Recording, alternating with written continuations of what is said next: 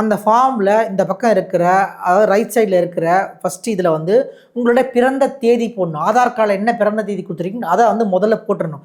அதுக்கப்புறம் வந்து ஆதாரோட எண்ணை வந்து நம்ம தெளிவாக போடணும். அதுக்கு அடுத்தது பார்த்தீங்கன்னா வந்து அப்பாவுடைய பெயர், அதுக்கு அடுத்தது அப்பாவுடைய ஓட்டர்ஸ் ஐடி நம்பர், அவரோட ஓட்டர்ஸ் ஐடி நம்பர் இருக்கு இல்லையா, அதை வந்து நம்ம போடணும்.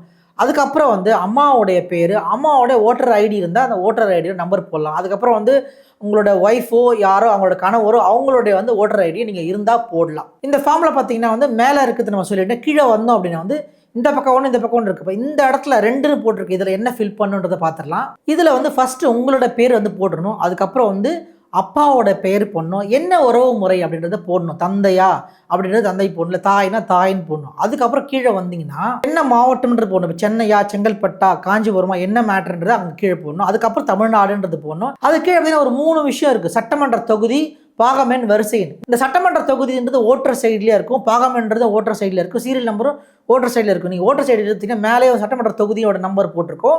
அது கீழே பார்த்தீங்கன்னா கீழே எட்ஜில் வந்து 2 நம்பர் இருக்கும், பாகமெண், வரிசை எண். அதை எடுத்து நீங்கள் இதில் வந்து போட்டுடணும். ஓகே, ஃபஸ்ட்டு 3 வச்சு 2வது 1 முடிச்சு. இது ஃபஸ்ட்டு 2 வந்து ஃபில் பண்ணிங்கன்னா 3வது நீங்கள் ஃபில் பண்ண தேவையில்லை.